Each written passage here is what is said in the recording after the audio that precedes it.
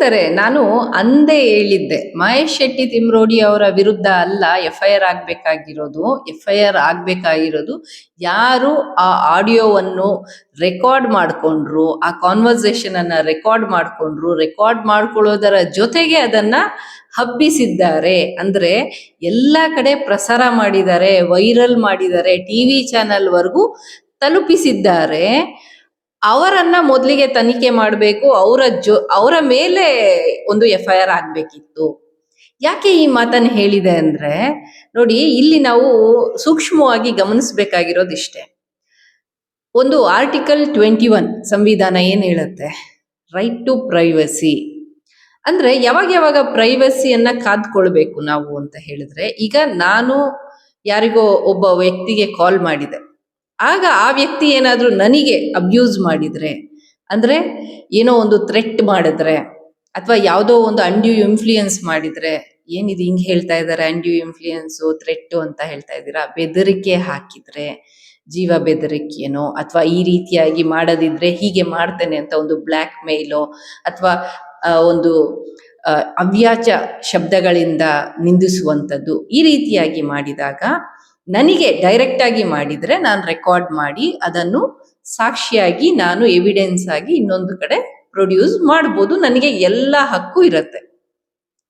ಅದೇ ನನಗೆ ಮತ್ತೊಬ್ಬ ಯಾರೋ ಒಬ್ಬ ವ್ಯಕ್ತಿ ಕಾಲ್ ಮಾಡಿ ಅವರು ಇನ್ಯಾರನ್ನೋ ಬೈದ್ರೆ, ಈಗ ನನಗೆ ಕಾಲ್ ಮಾಡಿ ಇನ್ನೊಬ್ಬರನ್ನ ನಿಂದಿಸಿದ್ರೆ ನಾನು ಅದನ್ನು ರೆಕಾರ್ಡ್ ಮಾಡಿ ಅಂದ್ರೆ ಅವರ ಮಧ್ಯೆ ಆಗುವಂತಹ ಜಗಳವನ್ನ ಎಂಜಾಯ್ ಮಾಡ್ಲಿಕ್ಕೆ, ಅಥವಾ ಯಾವುದೋ ಒಂದು ದುರುದ್ದೇಶ ಇಟ್ಕೊಂಡು, ಅಥವಾ ಇನ್ಯಾರೋ ನನಗೆ ಹೇಳಿದ್ರು ಅಂತ ನಾನು ಅದನ್ನ ವೈರಲ್ ಮಾಡಿದ್ರೆ ಅದರಿಂದ ಉಂಟಾಗುವಂತಹ ಡ್ಯಾಮೇಜಸ್, ಅಂದ್ರೆ ಈಗ ಏನು ಮಹೇಶ್ ಶೆಟ್ಟಿ ತಿಮ್ರೋಡಿ ಅವ್ರಿಗೆ ಆಗಿದೆ ಡ್ಯಾಮೇಜಸ್, ಈ ಡ್ಯಾಮೇಜಸ್ಗೆ ಆ ವ್ಯಕ್ತಿ ರೆಸ್ಪಾನ್ಸಿಬಲ್ ಆಗ್ತಾನೆ. ಯಾರು ರೆಕಾರ್ಡ್ ಮಾಡಿದ್ದು, ಯಾರು ವೈರಲ್ ಮಾಡಿದ್ದು ಅನ್ನುವಂಥದ್ದು ಅಲ್ಲಿ ಪ್ರಶ್ನೆಗೆ ಬರುವಂಥದ್ದು. ಇಲ್ಲಿ ಮಹೇಶ್ ಶೆಟ್ಟಿ ತಿಮ್ರೋಡಿ ಅವರು ಕಾಲ್ ಮಾಡಿರೋದು ಪ್ರಜ್ವಲ್ಲಿಗೆ, ಬೈದಿರೋದು ಬೇರೊಬ್ಬ ವ್ಯಕ್ತಿಗೆ, ಮೂರನೇ ವ್ಯಕ್ತಿಗೆ ಬೈದಿರೋದು. ಇನ್ ದ ಸೆನ್ಸ್ ಅವರ ಮನಸ್ಸಿನ ಬಾಧೆಯನ್ನು, ನೋವನ್ನು ಅವರು ಹೇಳ್ಕೊಂಡಿರುವಂಥದ್ದು. ಏನಾಯ್ತು ಅವರಿಗೆ ಅಷ್ಟು ಘಾಸಿ ಅಂತ ನೋಡಿದ್ರೆ, ಇವರು ಯಕ್ಷಗಾನ ಕಲಾವಿದರು ಕೆಲವೊಂದು ಪ್ರಸಂಗಗಳಲ್ಲಿ ಬುರುಡೆಯನ್ನು ಹಿಡ್ಕೊಂಡು, ಅಂದ್ರೆ ಬುರುಡೆ ರೀತಿಯ ಒಂದು ವಸ್ತುವನ್ನ ಹಿಡ್ಕೊಂಡು ಹಾಸ್ಯ ಮೂಡಿಸುವಂತಹ ಒಂದು ವಿಚಾರವನ್ನ ಮಾಡ್ತಾರೆ. ಬುರುಡೆ ಗ್ಯಾಂಗ್ ಅಂತ ಹೇಳ್ತಾರೆ.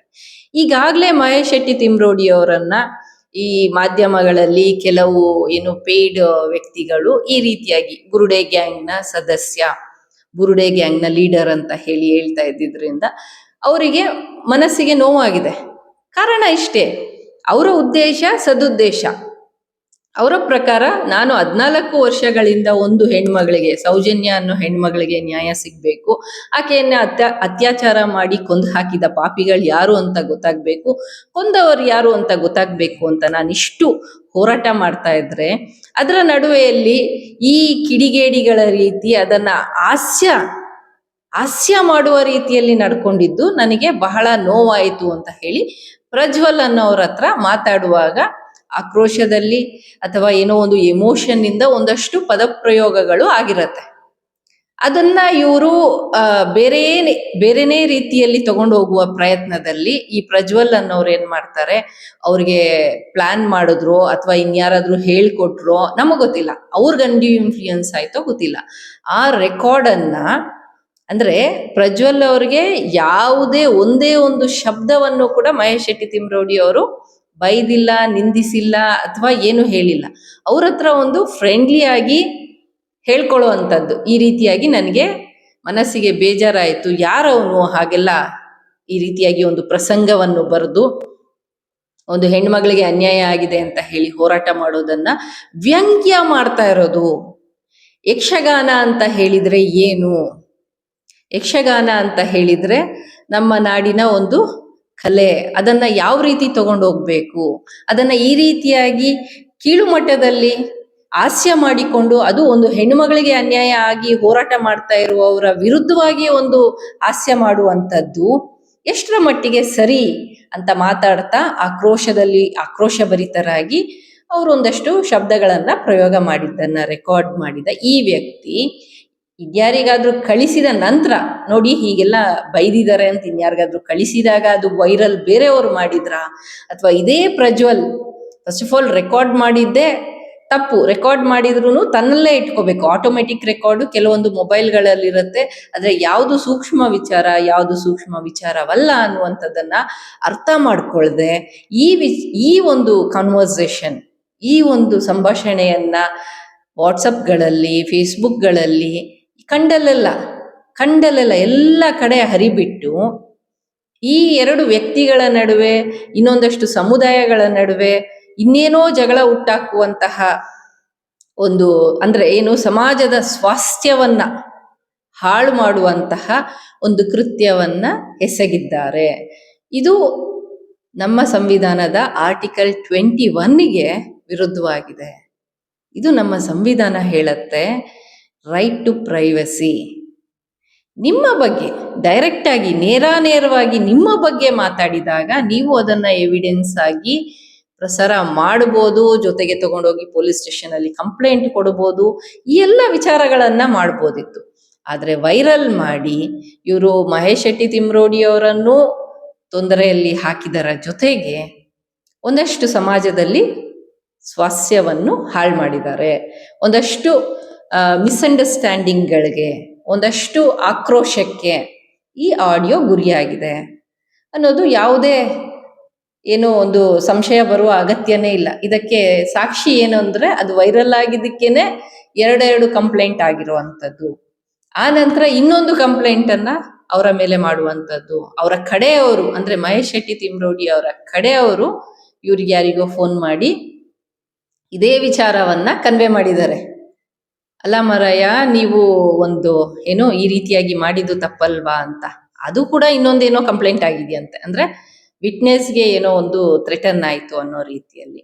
ಈ ಎಲ್ಲಾ ವಿಚಾರಗಳು ಹೈಕೋರ್ಟ್ ಮೆಟ್ಲೇರಿ ಇವತ್ತು ಹೈಕೋರ್ಟ್ ಹೇಳಿರುವಂಥದ್ದು, ಯಾರದು ವೈರಲ್ ಮಾಡಿದ್ದು, ಅದನ್ನ ಪ್ರಸಾರ ಮಾಡಿದ್ಯಾರು, ರೆಕಾರ್ಡ್ ಮಾಡಿದ್ಯಾರು, ಅವರನ್ನು ಕೂಡ ಈ ಕೇಸಲ್ಲಿ ತಗೊಂಡು ಬನ್ನಿ, ಅವರನ್ನು ಮೊದಲಿಗೆ ವಿಚಾರಣೆ ಮಾಡಬೇಕು. ಯಾವ ಉದ್ದೇಶದಿಂದ ಇದನ್ನು ವೈರಲ್ ಮಾಡಿದ್ರು, ಯಾವ ಒಂದು ಇಂಟೆನ್ಷನ್ ಇತ್ತು, ಅಥವಾ ಇವ್ರಿಗೆ ಯಾರಾದ್ರೂ ಹೇಳ್ಕೊಟ್ಟು ಮಾಡಿದ್ರ, ಈ ಎಲ್ಲ ತನಿಖೆ ಆಗ್ಬೇಕಾಗಿದೆ ಅಂತ ಹೇಳಿ ಹೈಕೋರ್ಟ್ ಜಡ್ಜರು ಒಂದು ಆದೇಶವನ್ನ ಹೊರಡಿಸಿದ್ದಾರೆ. ಇದರಿಂದ ಒಂದು ಕೇಸಲ್ಲಿ ಮುಗಿಬೇಕಾಗಿದ್ದು ಈಗ 4 ಕೇಸ್ ಆಗಿದೆ. ಪೊಲೀಸ್ನವ್ರಿಗೆ ಮಾಡಲಿಕ್ಕೆ ಅದೆಷ್ಟೋ ಜವಾಬ್ದಾರಿಗಳಿವೆ.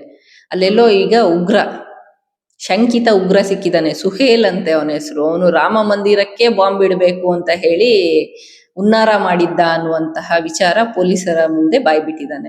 ಇಂಥ ಎಲ್ಲ ಸೂಕ್ಷ್ಮ ವಿಚಾರಗಳು, ದೇಶಕ್ಕೆ ಥ್ರೆಟ್ ಇರುವಂತ ವಿಚಾರಗಳು, ಇದೆಲ್ಲವನ್ನು ನಾವು ನಿಭಾಯಿಸಬೇಕಾಗಿರೋ ಸಂದರ್ಭದಲ್ಲಿ ನಮ್ಮ ಹೋಮ್ಗೆ, ಅಂದ್ರೆ ಏನು ನಮ್ಮ ಗೃಹ ಸಚಿವರಿಗೆ, ಜೊತೆಗೆ ನಮ್ಮ ಏನು ಡಿಪಾರ್ಟ್ಮೆಂಟಿಗೆ ಇದ್ಯಾರೋ ಫೋನ್ ಮಾಡಿ ಇನ್ಯಾರಿಗೋ ಹೇಳಿದ್ದನ್ನ ಇದನ್ನ ಸ್ಪ್ರೆಡ್ ಮಾಡಿ, ಇದನ್ನ ಲೋಕಲ್ ಪೊಲೀಸ್ ಸ್ಟೇಷನ್ ನಲ್ಲೇ ಮೊದಲನೇ ಕಂಪ್ಲೇಂಟ್ ಹೋದಾಗ್ಲೇನೆ ಅಲ್ಲಿನ ಅಧಿಕಾರಿ ಅದನ್ನ ಸೂಕ್ಷ್ಮವಾಗಿ ಗಮನಿಸಿ ಈ ರೀತಿಯಾಗಿ ಆಗತ್ತೆ ಅಂತ ಹೇಳಿ ಮೊದಲು ಯಾರು ವೈರಲ್ ಮಾಡಿದ್ರೋ ಅವನ್ನ ಫಸ್ಟಿಗೆ, ಆ ವ್ಯಕ್ತಿಯನ್ನ ಫಸ್ಟ್ ಒಳಗಡೆ ಹಾಕ್ಬೇಕಿತ್ತು, ಅಥವಾ ಆ ವ್ಯಕ್ತಿಯನ್ನ ಫಸ್ಟ್ ತನಿಖೆಗೆ ಒಳಪಡಿಸ್ಬೇಕಾಗಿತ್ತು, ಆ ವ್ಯಕ್ತಿಯ ಮೇಲೆ FIR ಆಗ್ಬೇಕಿತ್ತು. ಆಗ ಇಷ್ಟು ದೊಡ್ಡ ಮೆಸ್ ಆಗ್ತಾ ಇರ್ಲಿಲ್ಲ. ಕಾನೂನಲ್ಲೂ ಕೆಲವೊಮ್ಮೆ ಈ ರೀತಿಯಾಗೆಲ್ಲ ಅದೇನೋ ಕೊಂಕಣ ಸುತ್ಕೊಂಡು ಮೈಲಾರಕ್ಕೆ ಬಂದ್ರು ಅನ್ನೋ ಹಾಗೆ ನಾನು ಅವತ್ತೇ ಹೇಳಿದ್ದೆ, ಇದು ಯಾರು ವೈರಲ್ ಮಾಡಿದ್ರೋ ಅವ್ರ ಮೇಲೆ FIR ಆಗ್ಬೇಕು ಅಂತ. ಇವತ್ತೇ ಎನಿವೇಸ್ ಆ ವ್ಯಕ್ತಿಯನ್ನ ಹೈಕೋರ್ಟ್ ಆದೇಶದ ಮೇರೆಗೆ, ಹೈಕೋರ್ಟ್ ಇಂದ ಆದೇಶ ಬಂದ ಮೇಲೆ ಇವತ್ತು ಆ ವ್ಯಕ್ತಿಯನ್ನ ಈ ಕೇಸಲ್ಲಿ ಅಂದ್ರೆ ಅಪರಾಧಿ ಅಲ್ಲ, ಆರೋಪಿಯಾಗಿ ಕನ್ಸಿಡರ್ ಮಾಡಿ ಆ ವ್ಯಕ್ತಿಯನ್ನ ತನಿಖೆ ಮಾಡ್ತಾರೆ ಅನ್ನುವಂಥದ್ದು ಸಂತೋಷದ ವಿಚಾರ. ಬಟ್ ನೋಡಿ ಹೇಗೆಲ್ಲ ಕಾನೂನನ್ನ ಮಿಸ್ಯೂಸ್ ಮಾಡ್ಕೊಳ್ತಾರೆ, ಹೇಗೆಲ್ಲ ಗೊತ್ತಿದ್ದು ಕೆಲವೊಮ್ಮೆ ಮಿಸ್ಯೂಸ್ ಆಗತ್ತೆ, ಕೆಲವೊಮ್ಮೆ ಗೊತ್ತಿಲ್ಲದೇನೂ ಆಗತ್ತೆ. ಯಾವ ಇಂಟೆನ್ಷನ್ಸ್ ಅಂತ ತನಿಖೆ ಆಗಿನೇ ಗೊತ್ತಾಗಬೇಕು. ಎನಿವೇಸ್ ಫ್ರೆಂಡ್ಸ್, ಈ ವಿಡಿಯೋ ಇಷ್ಟ ಆಗಿದ್ರೆ ಲೈಕ್ ಮಾಡಿ, ಶೇರ್ ಮಾಡಿ, ಕಮೆಂಟ್ ಮಾಡಿ. ಯಾರೂ ಕೂಡ ಫೋನ್ ರೆಕಾರ್ಡ್ ಮಾಡ್ಕೊಂಡಾಗ ನಿಮಗೆ ಸಂಬಂಧಪಟ್ಟಿಲ್ಲ ಅಂದ್ರೆ ಅದನ್ನ ಪ್ರಸಾರ ಮಾಡಬೇಡಿ, ಇನ್ನೊಬ್ಬರಿಗೆ ಕಳಿಸ್ಬೇಡಿ, ಗೌಪ್ಯತೆಯನ್ನ ಕಾಪಾಡ್ಕೊಳ್ಳಿ ಅಂತ ಹೇಳ್ತಾ ಥ್ಯಾಂಕ್ ಯು ಫ್ರೆಂಡ್ಸ್.